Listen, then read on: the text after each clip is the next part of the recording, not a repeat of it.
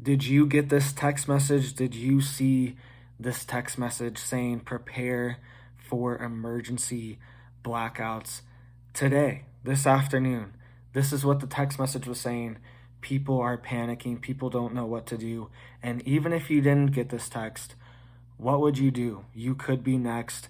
This is one of the largest energy suppliers in the United States and Europe that's sending out this text message to their customers saying, prepare for energy blackouts. All right, so we will get to that in just a second, but this is intentional. All right, officials in the EU are also warning to, quote, stockpile water and food. Stockpile water and food.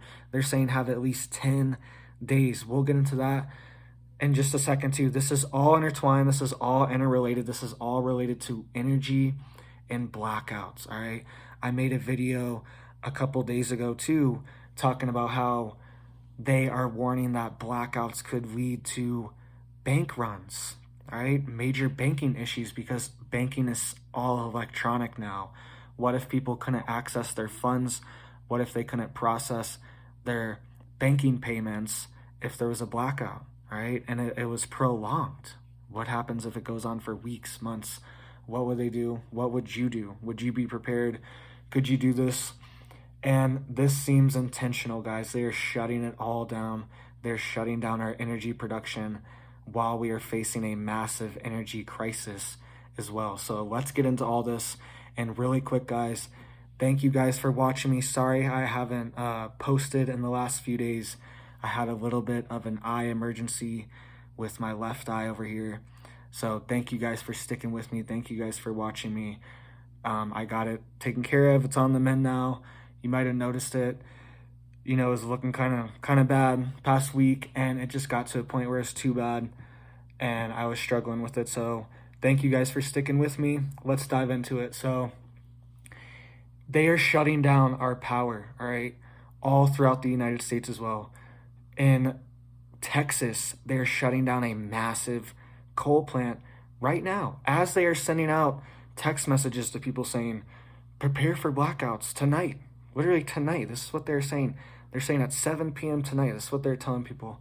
Crazy. All right, we'll get into all that in a second. One of the biggest power companies in the U.S. and Europe is saying this. But this is in Texas, too. They're shutting it down all over. They're shutting it down in Texas, too. So eco regulations force massive coal plant to shut down, sparking community uproar. The Texas coal plant shutdown will, quote, devastate the local community. It says a plan to prematurely cease operations at a coal-fired power plant in eastern Texas early next year has sparked angst among members of the local community who fear severe economic consequences. In 2020, Southwestern Electric Power Company, a subsidiary of the Ohio-based American Electric Power, announced it would close H.W.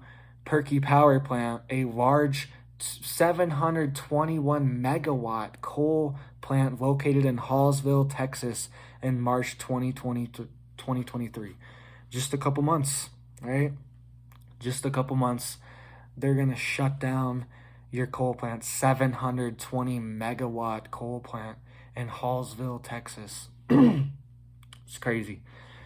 And it says that they elected to close it after, quote, economic analysis weighing the cost of environmental compliance and needed maintenance. So they're saying that to keep up with all of the EPA regulations, it would cost too much money for them. So they are just going to shut down the coal plant instead. It's an easier thing for them to do. Apparently it's cheaper to shut it down than to be in compliance, which seems insane. Why would we be shutting down our power grid at a time like this when electricity prices are skyrocketing? Let me know what your electricity bill is down below. Let me know what it is, because I know it's different parts of the country. It's like cheaper in the south in the winter, you know, and it's more expensive in the north in the winter. So I know it's like different places, but I saw people down south saying $300-$400 electric bills just to run their AC, you know what I mean, down in Florida. All right, and I can believe it. I was paying $200 a few years ago, right, just to run my AC down there in Florida. So I can definitely imagine $300 or $400 easily. So let me know what you're paying right now. Why would we be shutting down coal plants? It just doesn't make sense. And this is why. This is why they're shutting it down. It's an agenda. I'm going to tell you exactly why right now.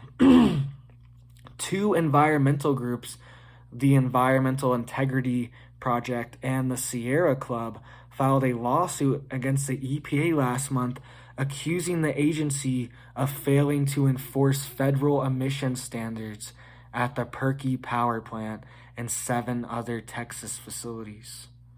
Right? So this is why it's happening, because these groups are suing the EPA to shut down these coal plants because they're not in compliance. This is crazy.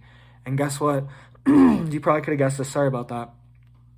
The Sierra Club's top donors include George Soros and Michael Bloomberg, top donors to the Sierra Club. Just a fun fact to know. And they are putting money into these groups to sue the EPA to shut down coal plants in Texas, in the great state of Texas, right?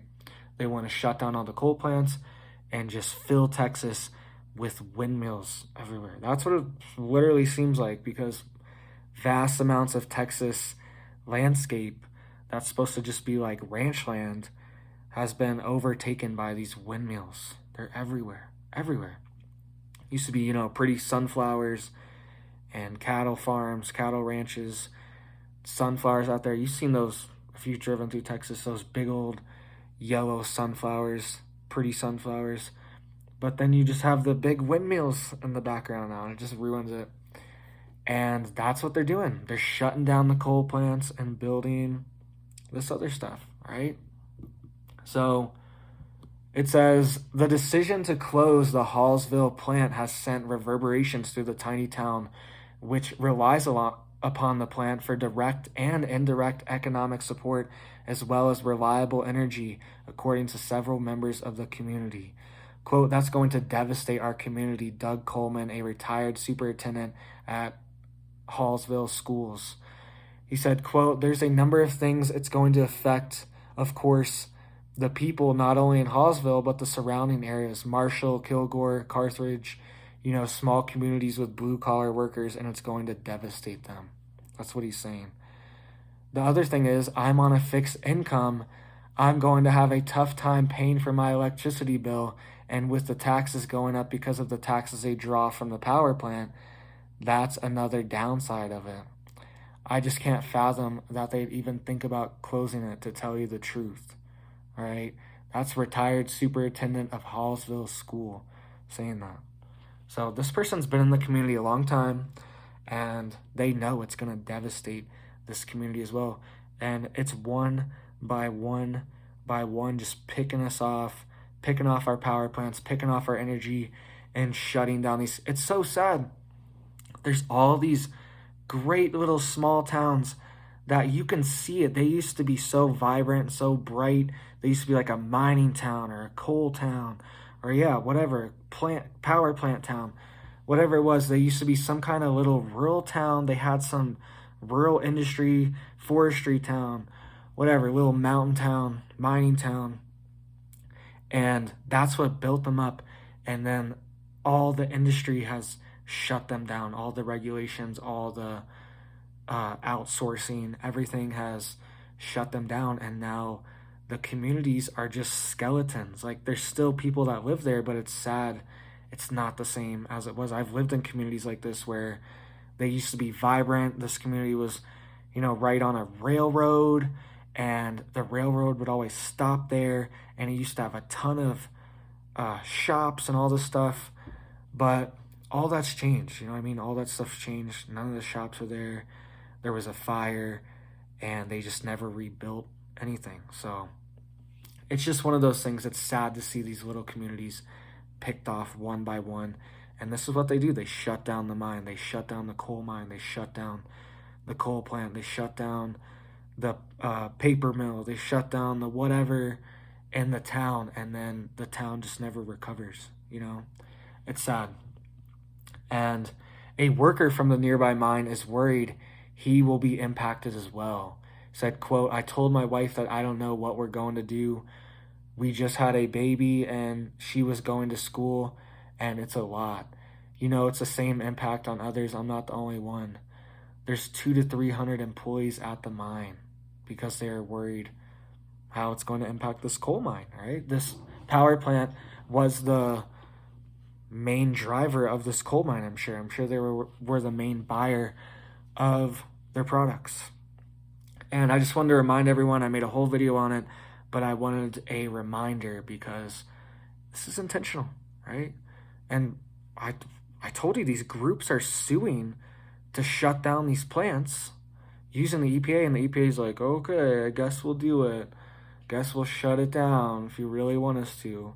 But on November 4th, Biden said coal plants, quote, all across America will be shut down. Right? That's what he said on November 4th.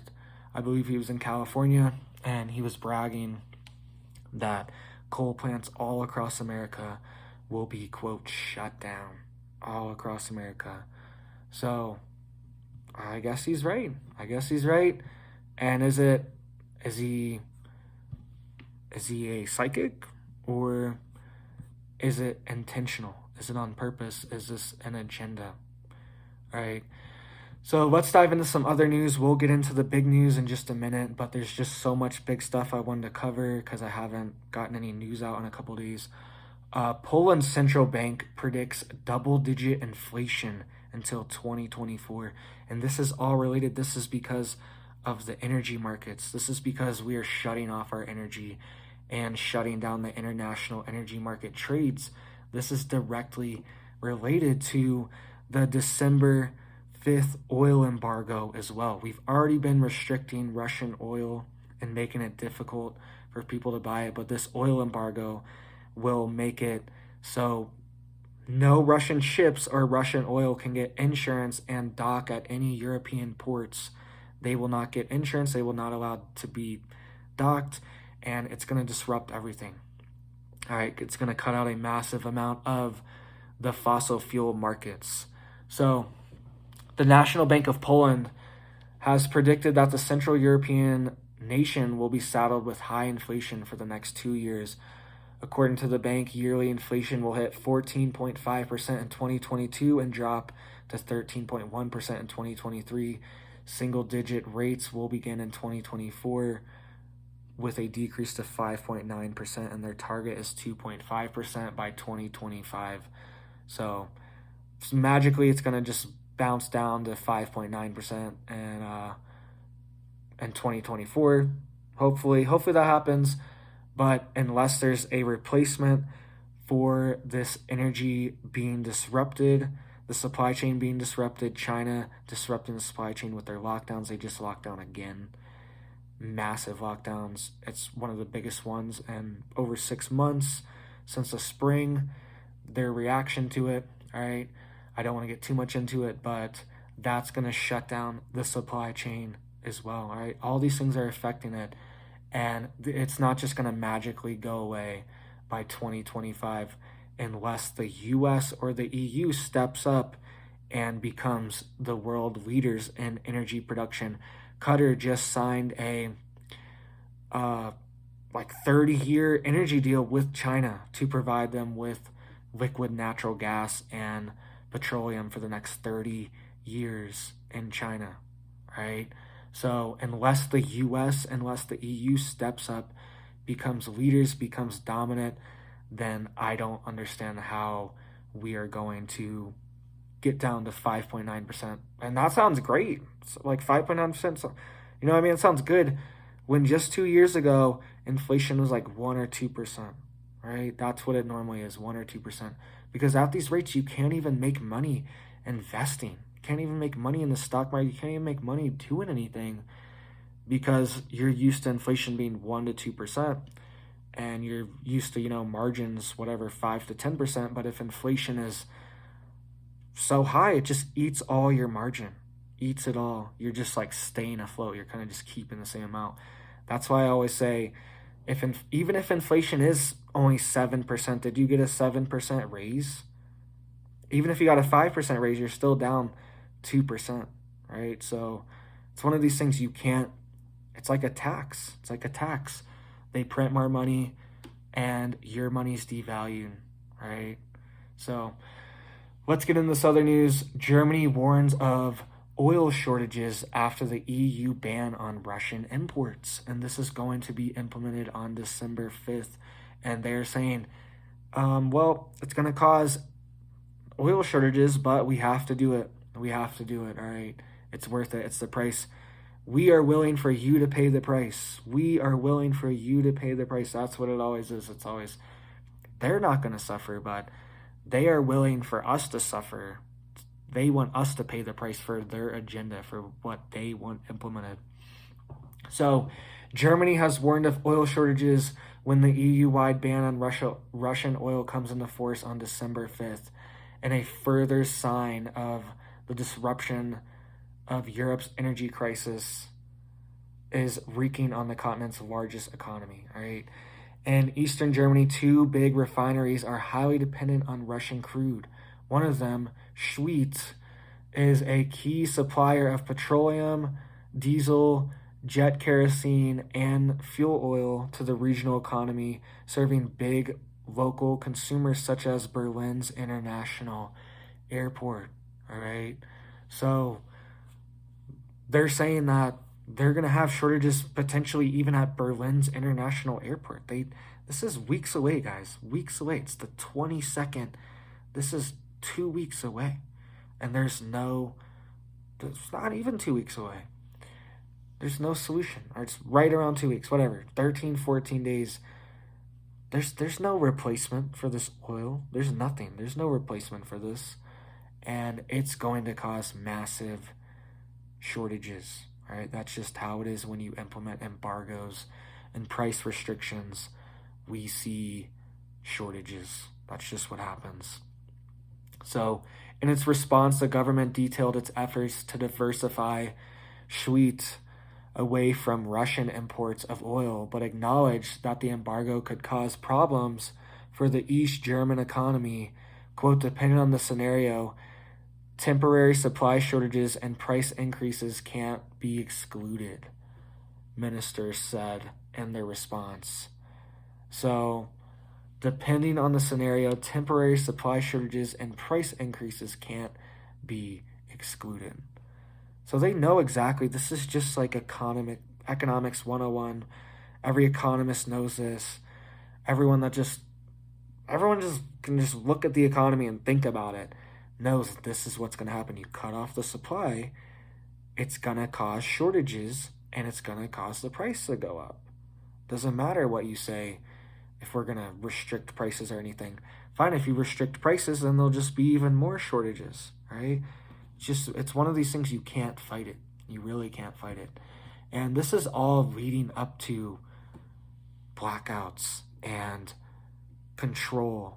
I was warning the other day how Germany is telling people to get cash, because if there are blackouts from the energy being cut off, then you won't be able to access your banking, all right? And this is it seems intentional. It seems like that's what the plan is to collapse the banking systems, to implement a new banking system, okay? And to implement rationing, right? Countries like Australia, all throughout the summer, already implemented emergency rationing for energy, all right? They shut down energy markets multiple times.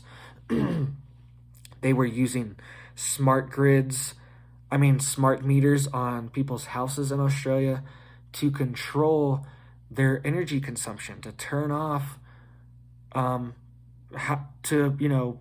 throttle how much energy they're getting to their house. They were using the smart meters.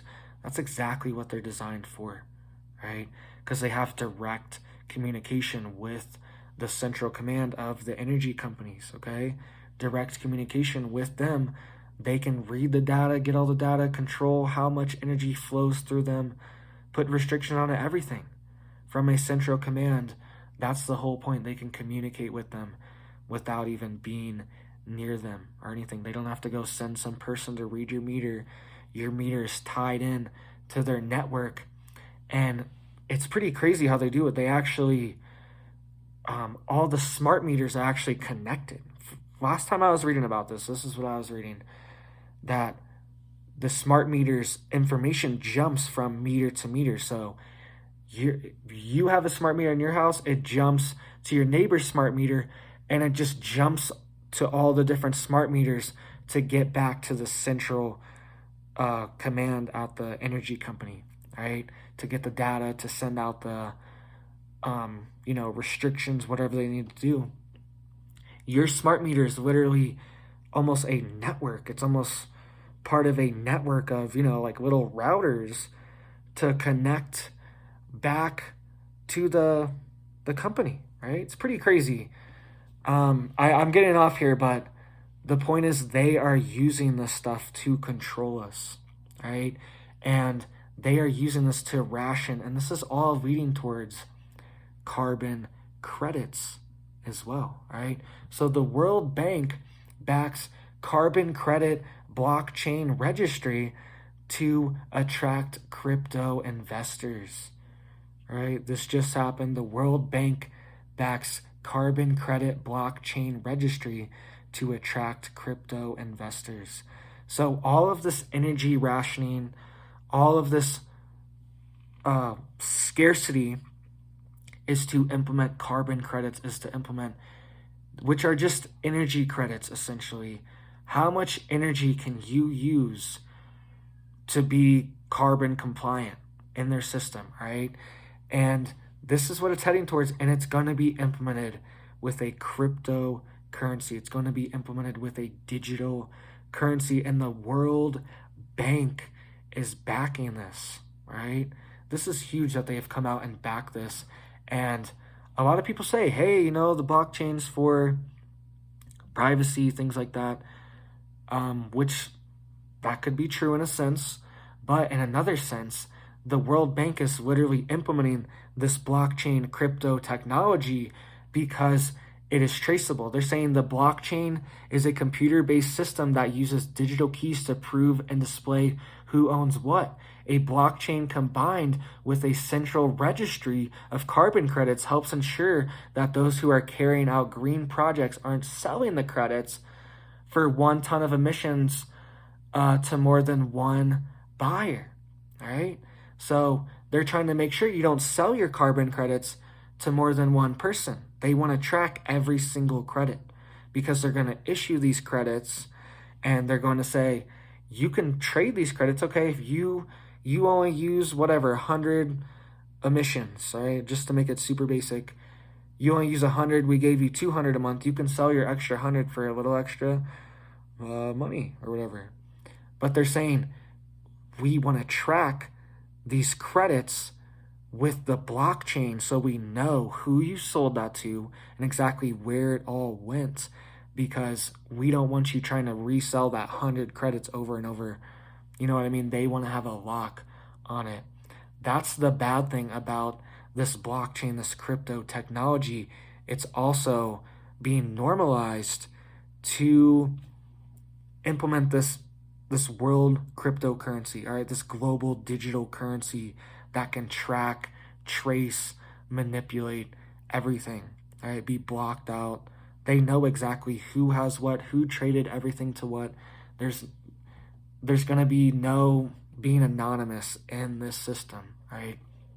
So the fact that the World Bank has just announced this to you while all these energy crises are happening is very telling, right? And stick with me here. We're going to get into these emergency text messages and these officials warning to stockpile. We'll get into all this stuff, but this is what comes next. I just wanted to talk about what comes next as well, because it's important, guys. We need to be prepared. You need to have yourself ready so you don't have to get stuck into these systems. You don't have to get sucked into these systems. All right. So I wanted to talk about this really quick too. Right. I just wanted to remind everyone of this really quick too. And sorry if you hear any screaming or anything. I got 2 kids. I got a baby. I got a toddler. I got a great wife. Helps take care of them. So sorry about that if you hear anything, but stick with me here, all right? So I wanted to remind everyone of this patent that was filed in 2020 because this is all related, all right? So patent WO2020060606. So patent 2020-060606, cryptocurrency system using body activity data, right? Remember what I just told you? World Bank backs carbon credit blockchain registry to attract crypto investors. So carbon credit blockchain, crypto, World Bank implementing it. And then this patent was filed, and guess who filed it? Microsoft Technology Licensing, and it was filed on March 26, 2020. It says human body activity associated with a task provided to a user may be used in a mining process of a cryptocurrency system. A server may provide a task to a device of a user which is communicatively coupled to the server. A sensor communicatively coupled to or compromised in the device of the user may sense body activity of the user. Body activity data may be generated based on the sense body activity of the user. The cryptocurrency system communicatively coupled to the device of the user may verify if the body activity data satisfies one or more conditions set by the cryptocurrency system and award cryptocurrency to the user whose body activity data is verified. All right, I know that was a lot of mumbo jumbo, but I wanted to say exactly what they said. So it's a device that you attach to your body, and your movements, your actions, once you do certain actions or certain tasks, you get a award of, it says, quote, award cryptocurrency to the users whose body activity data is verified. So once they verified your body did X, Y, and Z, you did X, Y, and Z task or whatever they want you to do, you will be awarded your cryptocurrency, and they will verify it by a device attached to you. It's called cryptocurrency system using body activity data, patent 2020-060606, 2020-060606 by Microsoft Technology. All right. And World Bank backs carbon credit blockchain registry to attract crypto investors. I'm telling you, this is what comes next. Carbon credits through the blockchain, and these will be monitored. Your credits will be monitored. Companies all throughout the world are already having this implemented on them. All right. Look at here in China. This is already happening in China. I covered this a few months ago, but I wanted to just refresh everyone on this because this is what's coming next. I want everyone to be prepared. They're going to turn the power off. They're going to turn the oil off, turn the gas off, and then a reset is going to happen. And the solution will be to ration everything through a carbon credit system because the resources will be so scarce. Everything will be so scarce that we have to ration everything. And the only way to make sure you're not cheating the system is to have a cryptocurrency blockchain system tracking everything you're doing, right? It's tracking body activity data. So tracking where you're going, tracking what you're doing, all that stuff, all right? And that is a patent by Microsoft, and China already has, this is already being implemented worldwide, all right? These carbon schemes. China's emissions trading system will be the world's biggest climate policy. Here's what comes next. And China's one of the biggest polluters in the world. I think they're the biggest polluter in the world, but they are implementing the world's biggest climate policy. China's emissions trading system will be the world's biggest climate policy. That's what they're saying, right? So, but they're the biggest polluters in the world. China is currently building over half of the world's new coal-based power plants. In 2021, China began building 33 gigawatts of coal-based power plant generation. All right? But they're implementing this. Why would they implement this? Because this is the next step of their social credit system.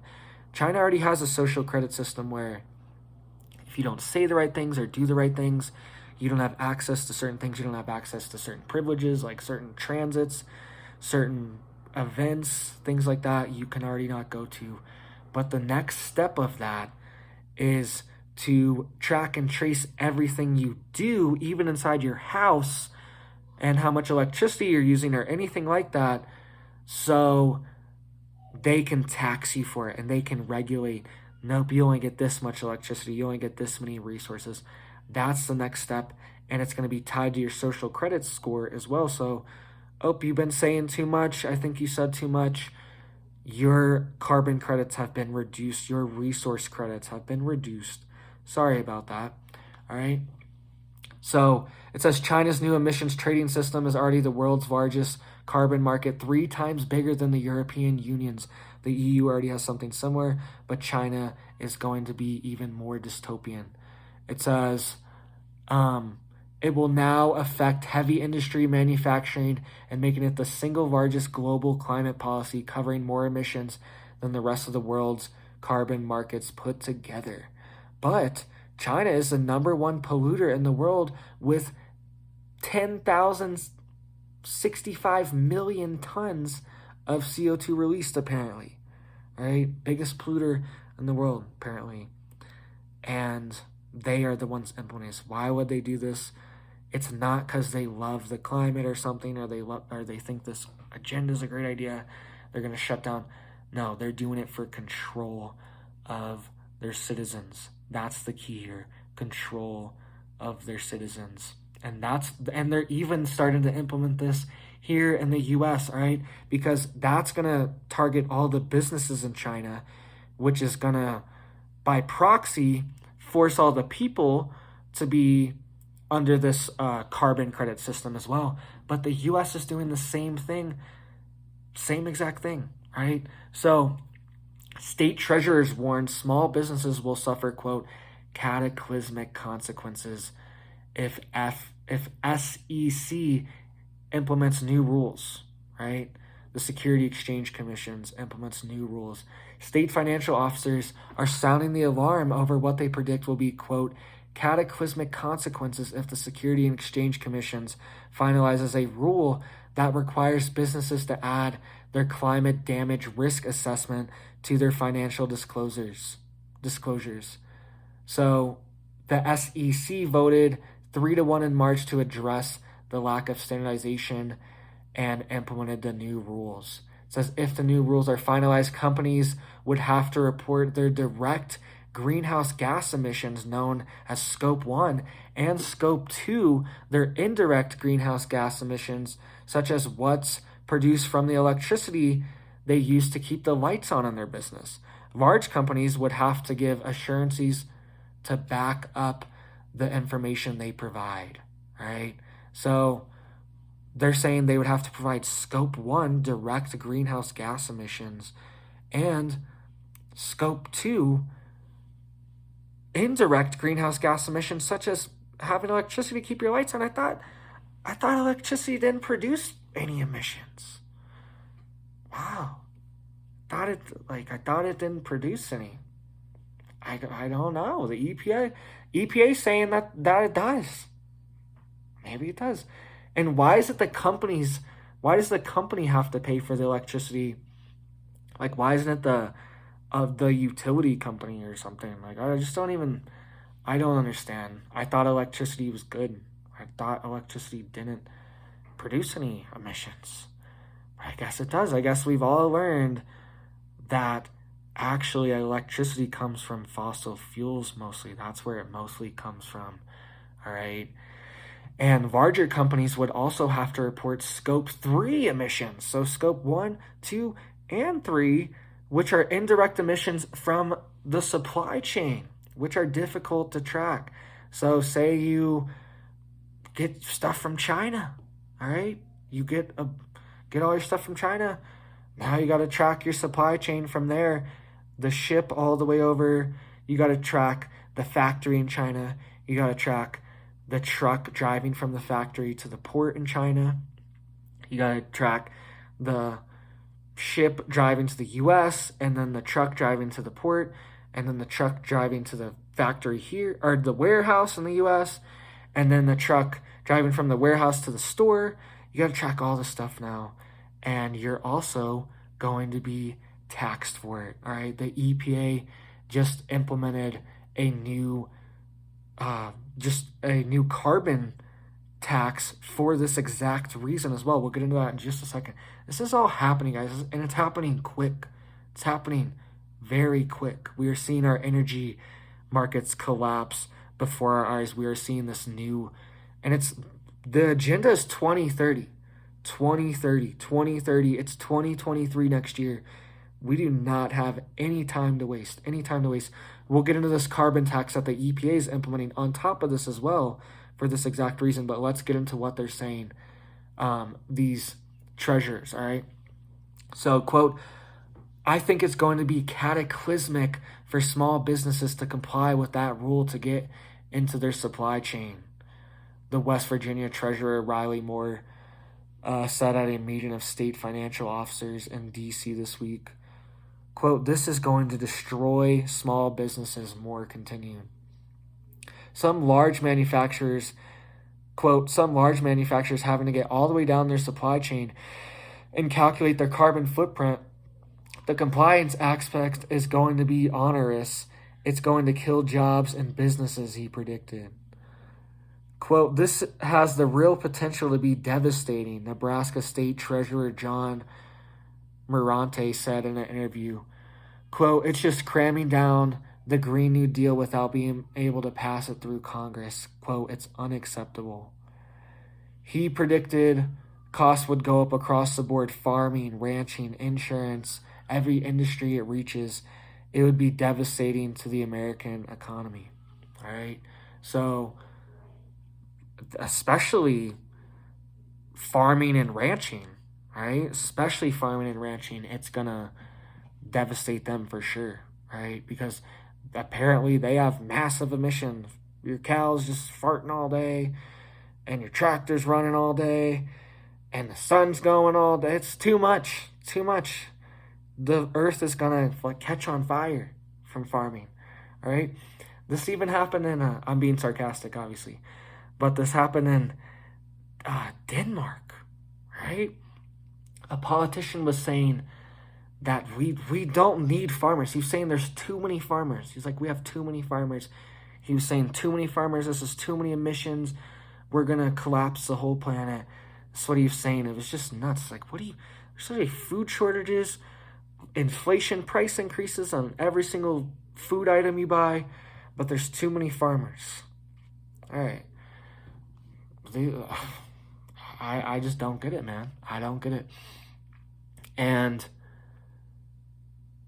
Kentucky Treasurer Allison Ball concurred, quote, it'll make inflation even worse. Quote, it's big government, regulatory oversight. It'll impact small businesses, energy availability, and it'll make the cost of business go up. All right. So they're implementing these regulations. They're going to do it. And scope 1, 2, and 3, reporting your carbon emissions for businesses. This is crazy. Who can calculate this? Who's even qualified to calculate these emissions? I don't get it. Like, who does this? It's like an accountant, but it's for this. I just don't even understand who's qualified to do this. Who's even certified to calculate these emissions, like, for your businesses? Like, how are you supposed to even know this? Right? So, and the EPA is implementing a carbon tax on top of this. All right, they're ready to hit our businesses hard with this. So the EPA quietly pushes expensive carbon tax. The EPA's proposal would have the cost per metric ton rising each decade. Federal agencies under this administration have been using a value of $51 per metric ton of CO2, which is a steep climb from the previous administrations of $1 per metric ton. So last administration, it was $1 per metric ton. Now it's $51 per metric ton that for this carbon tax that they want to implement. That's why they're telling these companies, you better start calculating your emissions because we're going to tax you on it. $51 per metric ton. But wait, there's more. It gets worse. Now the EPA is proposing to go even higher at $190 per metric ton. Among other effects, raising this cost is likely to raise the prices at the gas pump. Yeah, you think? So now they want to go from $1 per metric ton of CO2, which is just, I can't comprehend this. This is what plants breathe. Plants need sunlight and CO2. They need sunlight and CO2, and they literally respirate oxygen and water vapor. This is great. This is great. And there's documentation that CO2 levels, you can look this up. This is on government official websites. CO2 levels used to be way higher. Way higher. Okay? That's why we used to have massive plants, massive trees. Plants and things like that used to be a lot bigger. All right? And then you can have bigger animals because there's bigger plants for them to eat. There's more vegetation for them to eat. AKA like dinosaurs, things like this. When dinosaurs were around, I know I'm getting off topic here, but this is true. This is all true. CO2 levels were way higher, all right? Atmospheric CO2 levels were way higher. I think it's like 5-10 times more, like a lot. And the plants were a lot bigger. The vegetation was bigger. The plants could, if you are growing plants in a controlled environment like a grow tent or something like that, you're growing inside, growing some hydroponic lettuce inside or something. The biggest farms that grow these hydroponic lettuces in these massive greenhouses, they inject the greenhouses with CO2. They inject them with CO2 so the plants will grow bigger and they get more leaf production, more leaf growth. Okay? This is what they do. This is what plants like. And then in turn, the plants are just turning that CO2 into oxygen and water vapor. When they're growing, that's what they're doing. So it's one of these things. This is a natural occurring gas in the environment, and I just don't understand why it's even so demonized, right? I just really can't wrap my head around it. And it says, in September, the agency concluded that the 190 metric per ton would be necessary to climb to $410 by 2080. Okay, by 2080. It also included proposed methane regulations, pegging methane at $1,600 per ton. Right? And who's that methane gonna affect? That's gonna affect cattle ranchers, farmers. That's who it's gonna hit. The methane, aka we're gonna hit you 1,600 per tons of your cow farts. That's what we're gonna do. That's what they're saying. 1,600. Your one cow produces 16. Your one cow produces 1 ton of cow farts for the season, for the year, 2 years, whatever. You're done, buddy. You're not even gonna make any money on your cow. All right? You're not even gonna make anything. This is crazy. These are arbitrary, insane numbers made up by bureaucrats and people that have no idea about farmers, energy markets, producers, anything like this. They're just like, you need to pay this carbon tax. You need to pay this tax. And what do you know? These are happening at the same time. They're raising the carbon tax. It went from $1 to $190 per metric ton. Think about that. $1 to $190. Right? And at the same time, they're saying you better start tracking your carbon credits all the way through your supply chain. You better even track your electricity to keep your lights on, because that's emissions too. Right? This is crazy. This is crazy, guys. And they're coming. They're coming. So let's dive into this, and we'll get into the big news in just a second. Stick with me. Thank you guys for watching these long videos. I love getting out all this news to you guys.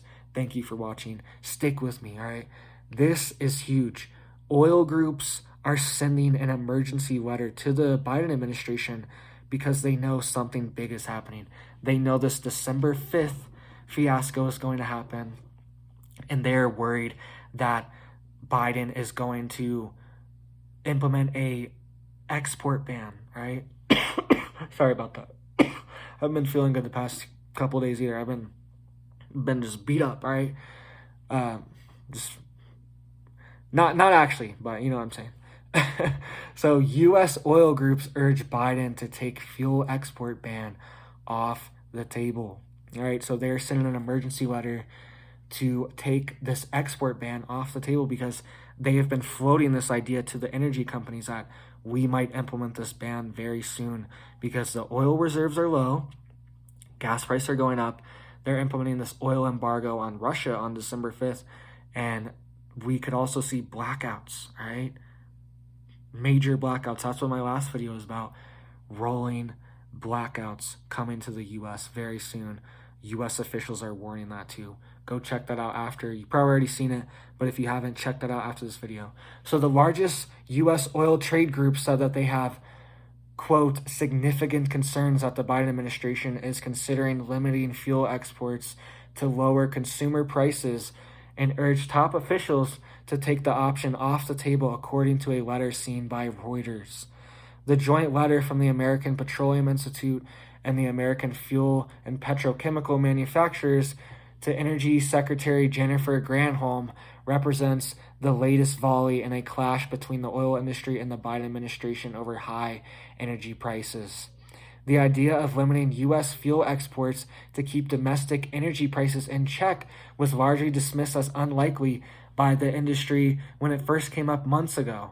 But the letter sent shows that the industry is becoming increasingly concerned the administration could move ahead with it.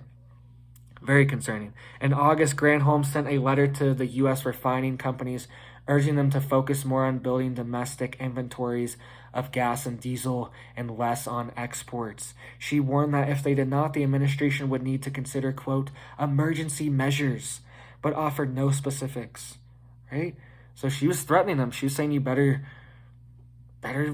do this domestically. You better ramp up production.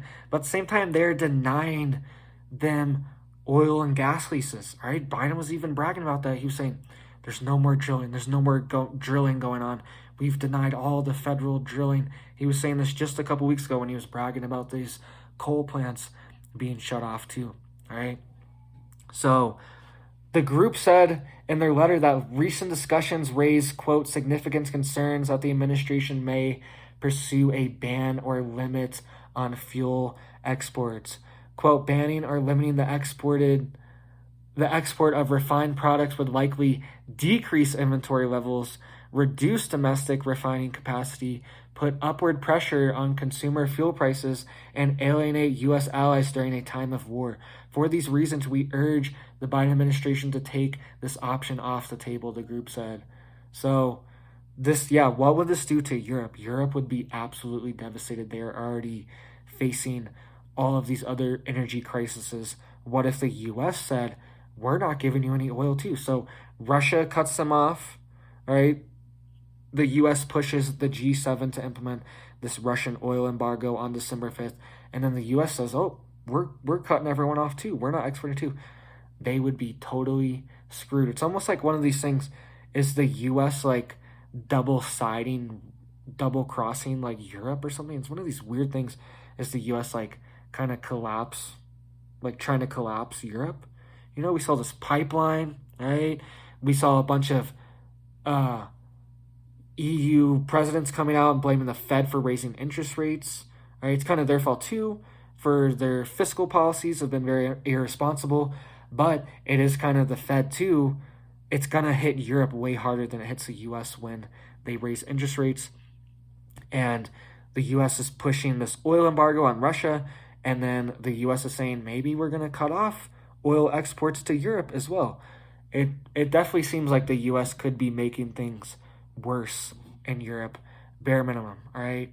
So it says the United States has approximately 18 million barrels per day of refining capacity and averages about 3.5 million barrels per day of fuel exports, with Latin America as a major destination, right?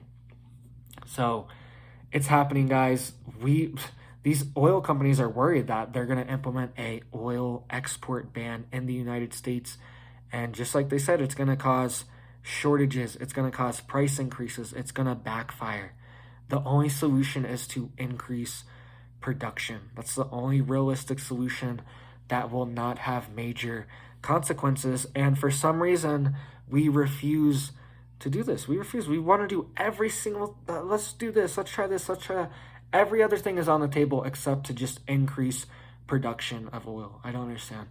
All right, so let's get into these big things. All right, so a mass text message was sent out to one of the biggest energy companies in the world, to their customers, and officials are warning to, quote, stockpile crates of water, food for at least 10 days. All right, let's get into the big stuff now.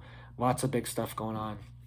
So the National Grid Energy Company in the UK sent out an automated alert sparking panic, all right, saying that there will be blackouts at 7 p.m. tonight, 7 p.m. tonight. And this energy company is one of the 10 largest utilities in the entire U.S. and has the largest electricity transmission and distribution network in New England and New York. All right, and they're also the biggest energy company in the UK. All right, so the biggest one in New England and New York, the biggest transmission and distribution network, and they are also the biggest ones in the UK, and they sent out this emergency message. So the grid operator had initially warned that the tight electricity margin will come into effect at 7 p.m. this evening, when most people will be coming home from work, cooking dinner, and using household appliances, meaning demand is at its highest. So they sent out emergency text messages to all their customers saying, you could see blackouts at 7 p.m. tonight. Be prepared. They came out and said that they are going to make sure that doesn't happen. They said that they figured out imports, so they had to have emergency imports for their energy to make up for this. But the system triggered this. This was an automated message from their system saying, red alert, the energy output is extremely low and we are already strained right now. And then once it hits 7 p.m., we know the data goes like this. We know it skyrockets and we are way down here and the demand is going to be up here. So red alert, we're not going to have it. The system sent out an automatic text message to people. All right. And people started panicking. And this is real, guys. This could happen at any moment. Any moment they could just shut it off, and it's intentional. So this is already happening. Automated text message alerts are being sent out in the UK, and then we are still going to implement this December 5th oil embargo. It's insane.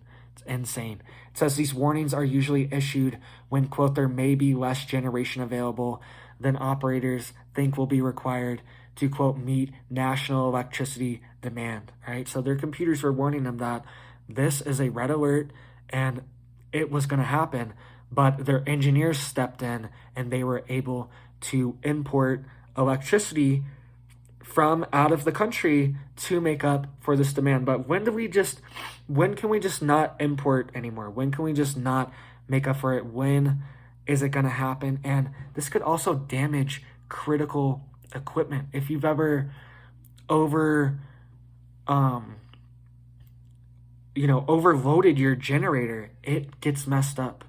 It can destroy your generator. It can destroy its energy generation capabilities if you overload your generator too much, right? So this was sent out and they are saying that they are not going to have this.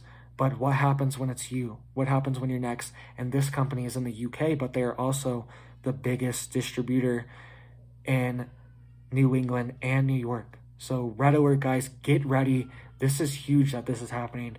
And German disaster officials recommend stockpiling, quote, several crates of water and canned food, right? Several crates. The head of Germany's Federal Office of Civil Protection and Disaster Relief has warned citizens to prepare for short-term power outages, particularly in January and February, and to stock up on rations in advance. Quote, we have to assume that there will be blackouts this winter, okay? So, and he was saying that, you need to have at least 10 days of food. Quote, primarily water, several crates, and canned food. That would be enough for 10 days. That's what my agency recommends. Our message is prepare in the first place. Be prepared for possible crisis. Don't assume that everything will be readily available all the time. All right? And he was saying get battery-powered radios and candles. This is huge, guys. This is what German disaster officials are warning of.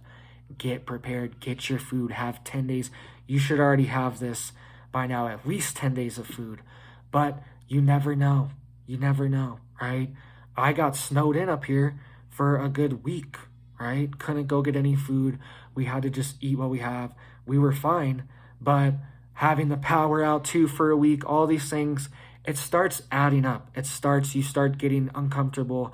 I've had the power out for almost a month growing up when I was in Florida dealing with hurricanes. We had a really bad one and our power was out for almost a month, right? And it starts getting miserable. It starts biting.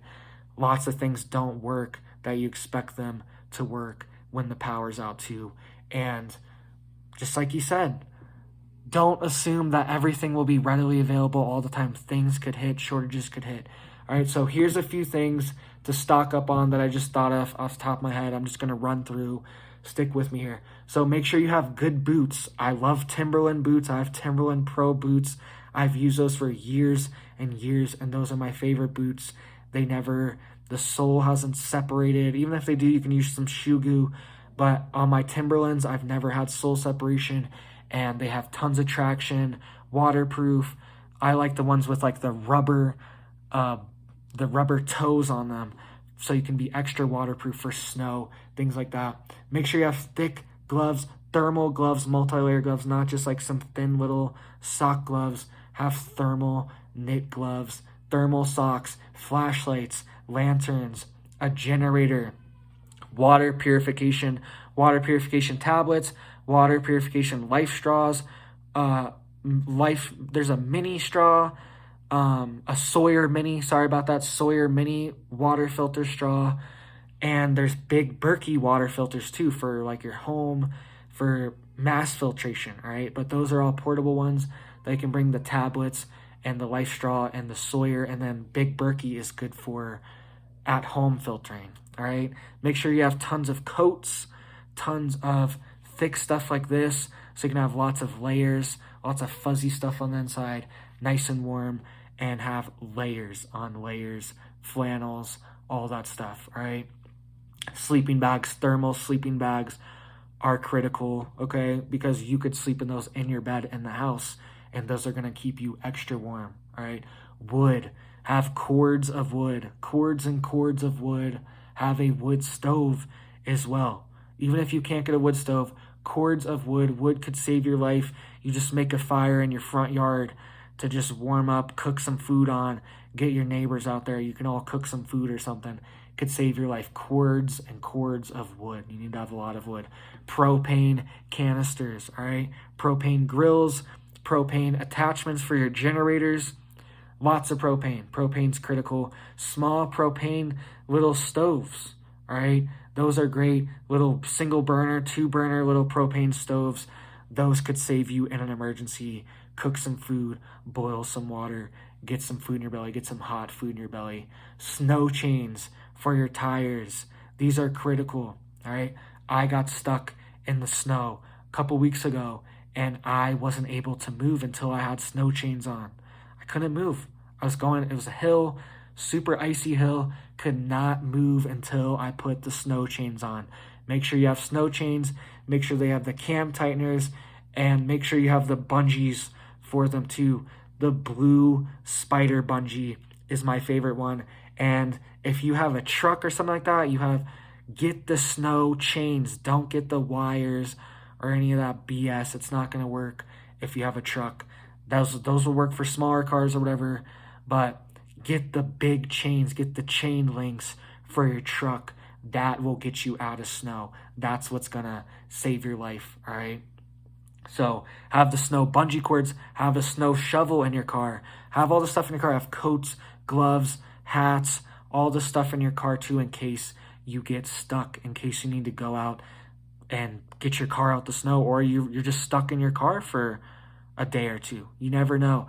I saw a car that was like stuck against a wall in a ditch, and they couldn't get out because it seemed like they slid into this wall, and the car was like jammed into the wall in a ditch, and they just had to walk or stay in their car or something. They couldn't get their car out, right?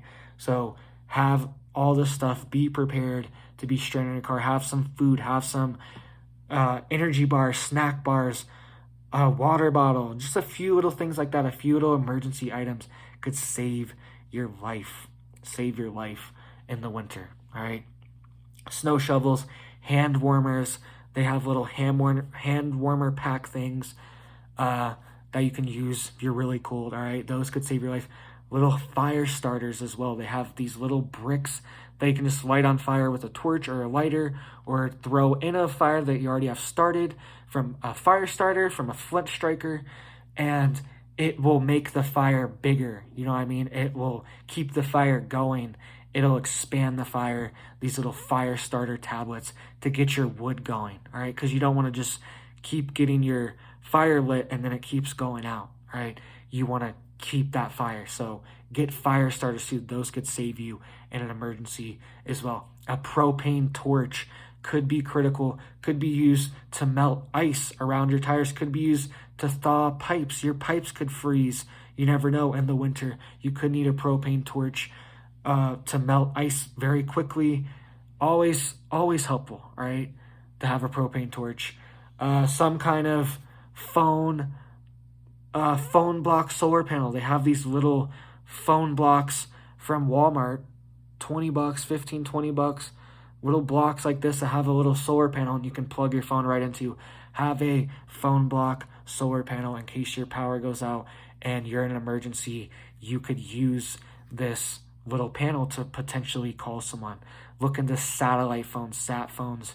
If you live in very rural areas, satellite phones could save your life one day. A lot of places I travel around, my phone does not have service. Whenever I travel, I don't anticipate to have service unless I'm near cities. I always have to know where I'm going beforehand, all right? I always have to have a route, a plan there and back beforehand because I don't have service. I don't have a sat phone. I'm just saying, if you are serious about this, you are very rural, a sat phone could save your life. Something I might invest in myself, all right? Something I definitely thought about. They're just pretty expensive and they have to have a plan with them too. That's the only downside. But if you're serious, you're on top of the mountain, you get power outages, snowed in all the time, a sat phone might save your life one day too. So get all this stuff, guys. You could get a briefcase solar panel as well, a couple $100. You know, you can buy them at Camping World, Big R, stuff like that. I've seen them. These briefcase solar panels to charge maybe your computer, things like that. All right, maybe run a little heater. All right, it'd have to be a little one. You can't have a 1,500 watt heater, but maybe just a little heater. All right, just to get the chill off of you. These things could save your life. Make sure you have these things if you are facing winter. Even if you're down south, you never know what could happen. You never know what situations we are facing, and it gets cold down south sometimes too. We've seen snow in Texas. We saw the snow, this very mysterious snow happen in Texas a couple years ago. You never know, right? Could happen anywhere. Be prepared. Have this stuff, guys. And thank you so much for watching. Thank you for your support. And you guys have a big old blessed day.